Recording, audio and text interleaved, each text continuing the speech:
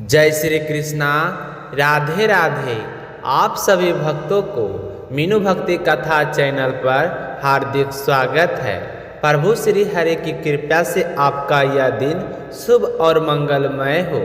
आज दिनांक 9 मार्च है और दिन सोमवार है। आज चैत्र कृष्ण पक्ष की षष्ठी तिथि है। आज सूर्योदय का समय सुबह 6:38 पर होगा और सूर्यास्त 6:26 पर होगा। आज का ब्रह्म मुहूर्त सुबह 5 बजे से 5:49 तक रहेगा। वहीं अभिजीत मुहूर्त दोपहर 12:08 से 12:55 तक रहेगा।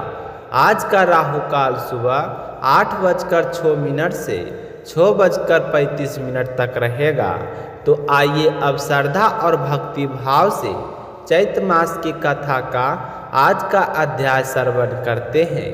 नारद जी कहते हैं, हे युधिष्ठिर, जब देवराज हिरण्यकशिपु ने कठोर तपस्या करके ब्रह्मा जी को प्रसन्न किया और उनसे अत्यंत दुर्लभ वरदान मांगे, तब ब्रह्मा जी उसकी तपस्या से प्रसन्न होकर प्रकट हुए।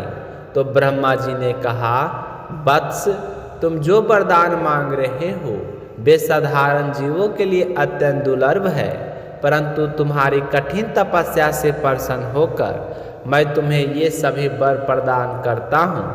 तो नारद जी कहते हैं कि ब्रह्मा जी के वरदानों कभी असत्य नहीं होते। वे स्वयं समर्थ और भगवत स्वरूप है। वरदान प्राप्त करने के बाद हिरण्यकशिपु ने ब्रह्मा जी की विधि पूर्वक पूजा की और प्रजापतियों से अपनी स्तुति सुनते हुए अपने लोकों को चला गया।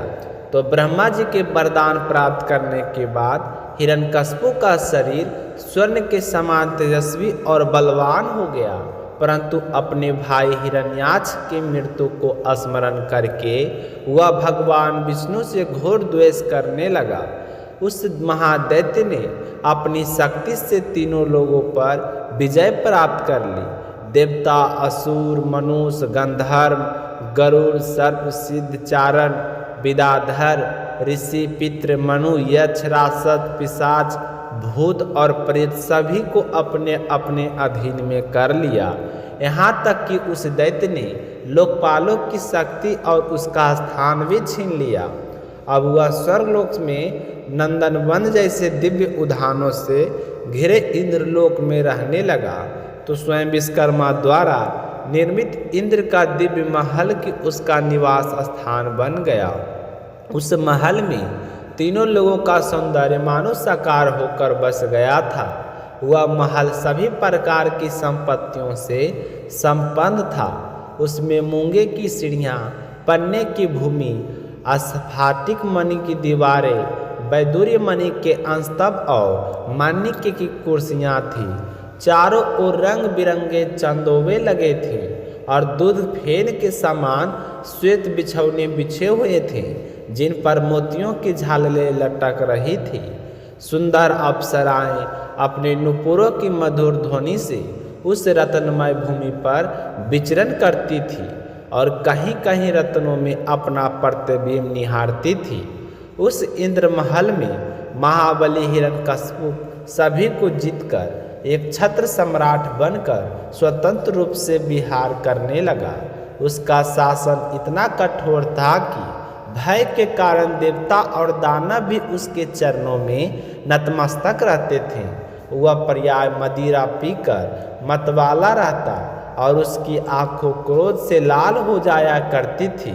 उस समय तप, योग, शारीरिक और मानसिक बल में वह अत्यंत शक्तिशाली था। ब्रह्मा, विष्णु और महादेव को छोड़कर अन्य सभी देवता उसकी सेवा में लगे रहते थे।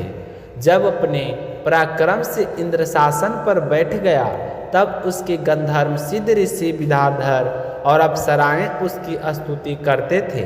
हे युधिष्ठिर, वह इतना प्रभावशाली था कि वर्णाश्रम धर्म का पालन करने वाले लोग जो बड़े बड़े यज्ञ करते, उनकी आहुति भी वह छीन लिया करता था।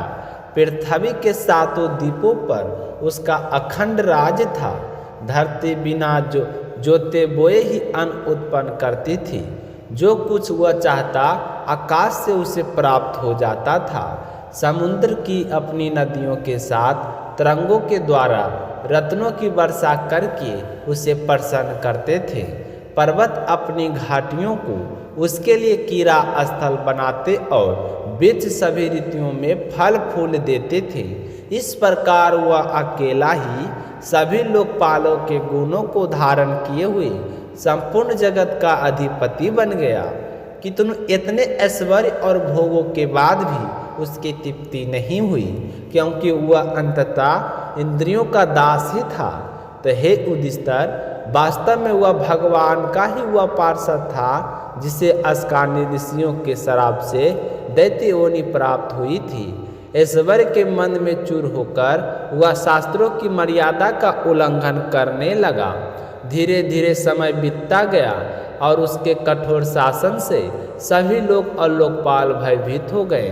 जब उन्हें कहीं भी आश्रय नहीं मिला, तब वे सब भगवान के श्री हरि के शरण में पहुँचे और उन्होंने मन ही मन प्रार्थना की कि वे अत्यंत सब सेवक और सबसे छोटे होते हुए गुणों को सबसे महान थे।